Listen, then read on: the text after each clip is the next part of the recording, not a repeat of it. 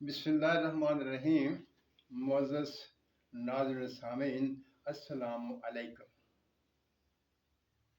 आज मैं मीठे सोडे वाले समलफार की आखिरी वीडियो आपके सामने डाल रहा हूँ। ये जो अमल था, ये जो लाइन थी, ये इस नुस्खे का मुकम्मल हो जाएगी। इसके सारे पॉइंट एक एक करके मैं आपके सामने बयान कर चुका हूँ। लिहाजा इस नुस्खे के बाद इस बारे में कोई वीडियो नहीं आएगी और ना ही आप मुझसे इस बारे में सवाल करेंगे, क्योंकि मैं इस वीडियो से उस मुकाम पर पहुंच जाऊंगा जहां पर इसके बारे में और कोई बात नहीं की जा सकती। प्रॉब्लम होते हैं, कुछ चीज़ें ऐसी होती हैं जो बयान नहीं की जा सकती। और इस वीडियो के बाद भी अगर आपको किसी चीज़ की ज़रूरत होगी तो मैं समझूंगा कि आपने मेरी वीडियो को गौर से नहीं देखा होगा। मैं आम लोगों की तरह व्यूज़ के लिए वीडियो नहीं बनाता, ना मैं आपके पैसे ज़ाय करने के हक में हूँ। मैं सिर्फ ये चाहता हूँ कि आपने जो इस कदर वक्त गुजारा इस मामले में और आपको कुछ कानून हासिल नहीं हुआ, कुछ इल्म हासिल नहीं हुआ, वो इल्म आप तक पहुँच जाए। इसीलिए मैंने आपके सामने वीडियो बनाई और हर पहलू खोल कर बयान किया। और आज इस सिलसिले की, यानी इस सम्मेलफार, मीठे सोडे वाले सम्मेलफार की ये आखिरी वीडियो होगी। आइए, आपने क्या करना है, आपने 10 ग्राम गंधक आमला सार ले लेनी है। गौर से सुनिएगा, आपने 10 ग्राम गंधक आमला सार लेनी है और 50 ग्राम मीठा सोडा इसके साथ मिलाकर इसको खरल करेंगे। जब ये अच्छी तरह से खरल हो जाएगी तो इसे किसी कढ़ाई में डालेंगे। कढ़ाई चाहे लोहे की हो चाहे पीतल की हो, और उसमें 2 किलो के करीब आप उसमें पानी डाल देंगे।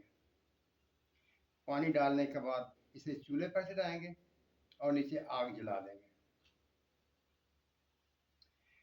जब आप नीचे आग जलाएंगे, आग हल्की जलानी है, तेज नहीं करना, हल्की हल्की मीडियम साइज की आग जो है ना वो चलती रहे।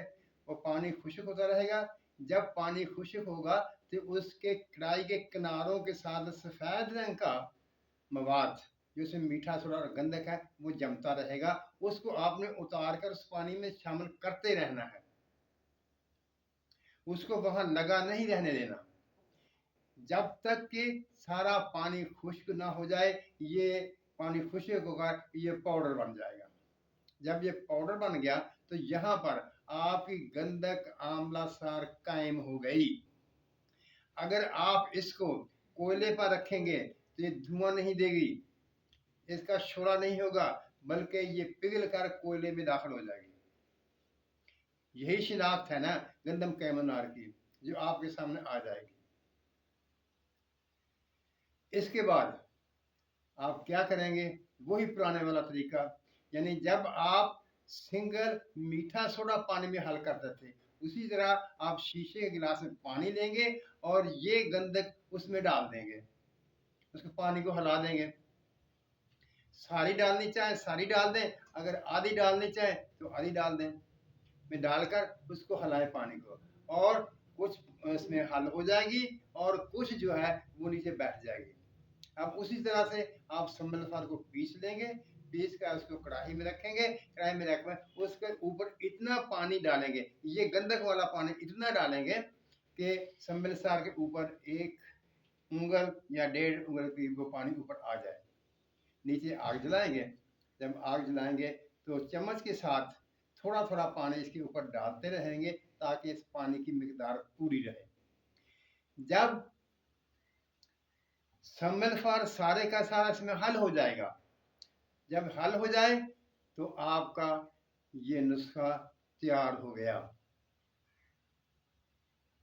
यानी अब इस गंधक और मीठे सोडे वाला जो नुस्खा था, इसको आपने पानी में डाला और पानी में डालकर उसको हल किया, और जब जायद मादा जो था वो नीचे बैठ के ऊपर साफ सुथरा पानी आ गया, तो वो आपने सम्मल फार पर डालते रहना है। सम्मल फार रोगन बन जाएगा तो उसकी शिनाख्त क्या होगी?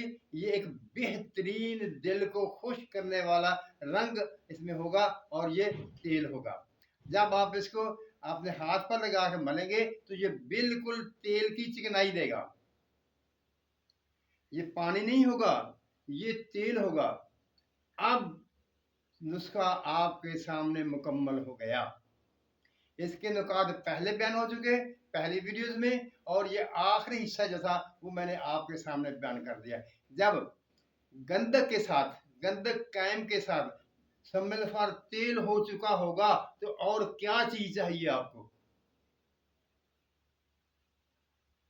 यानी ये एक ऐसी चीज है, मैं कहता हूं शायद किसी के पास हो। मैं ये दावा नहीं करता कि ये सिर्फ मेरे ही पास नुस्खा है, हो सकता है किसी और भाई के पास भी हो, लेकिन आपको पूरी YouTube की तारीख में ऐसा नुस्खा नहीं मिलेगा। ये मेरा कहना है, हो सकता है मेरी बात गलत हो जाए, लेकिन जहां तक मुझे इल्म है, या जब से मैं YouTube को देख रहा हूं और अपने वीडियो लोड कर रहा हूं, मैं और दूसरी वीडियो देख रहा हूं, मैंने किसी वीडियो में ये नहीं देखा, किसी ने इस बारे बात नहीं की। मैंने अपना दिल खोलकर आपके सामने रख दिया है। अगर आप अब भी कामयाब नहीं होते तो मैं इस बारे में कोई बात नहीं कर सकता।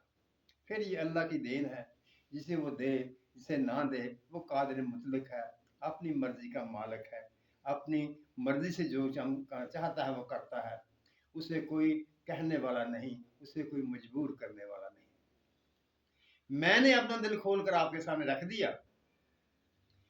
गंधक के साथ, कायम गंधक के साथ सम्मिल फार का तेल आपके सामने बयान कर दिया है। मैं ये फिर आपसे कहता हूं, आप बार बार मेरी इस वीडियो को देखिए, बार बार देखिए। अगर आप कामयाबी हासिल करना चाहते हैं तो इस वीडियो को बार बार देखिए। ये आखिरी पॉइंट है जहां से आपने कामयाबी की मंजिल तय करनी है। कर लीजिए अगर आप में हिम्मत है तो। मैं एक दफा फिर मुख्तसर तौर पर दोहरा दूं, जो आपने गंधक कायम करनी है वहां आपने 10 ग्राम गंधक लेनी है और 50 ग्राम मीठा सोडा लेना है। दोनों को मिलाकर खल करना है, 2 किलो पानी डालना है।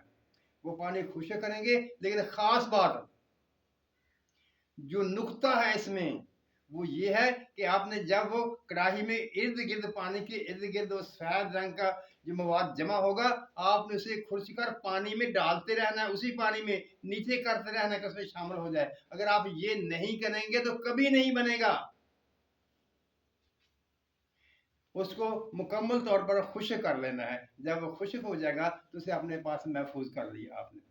जब उसे महफूज कर लिया तो फिर वो स्टेप उसी तरह से है जैसा मीठा सोडा था। आपने ये पाउडर जो आपने तैयार किया, गंधक आमला सारा पाउडर तैयार किया, ये पानी में डालेंगे। पानी में डालेंगे और इतना डालेंगे कि जायद जो चीज़ है वो नीचे गिलास के पेंदे में जमा हो जाए। जब वो जमा हो जाएगा नीचे तो आपका वो पानी तैयार हो गया।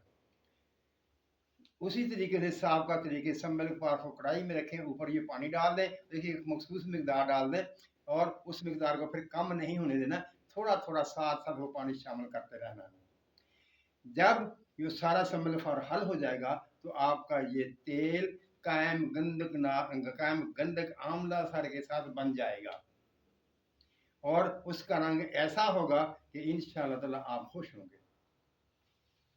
बाकी पॉइंट जो है, इसे किस तरह काम लेना है, क्या करना है, वो मैं पहले आपको बता चुका हूँ, आप उस वीडियोस में देख लेंगे। मुअज़्ज़ज़ नाज़रीन सामीन, जैसा कि मैंने पहले कहा था, इस बारे में मैं और कोई वीडियो नहीं बनाऊंगा, यानी मीठे सोडे वाले सम्मिल फार के बारे में और वीडियो नहीं बनाऊंगा। और जो कुछ मैंने कहना था इस बारे में वो मैं यानी वीडियो में आपके सामने पेश कर चुका हूँ और पूरी ईमानदारी के साथ आपके सामने रख दिया है। अगर आपको मेरी बात पर यकीन है कि मैंने जो कहा है सच कहा है, तो ये मेरी बड़ी कामयाबी है।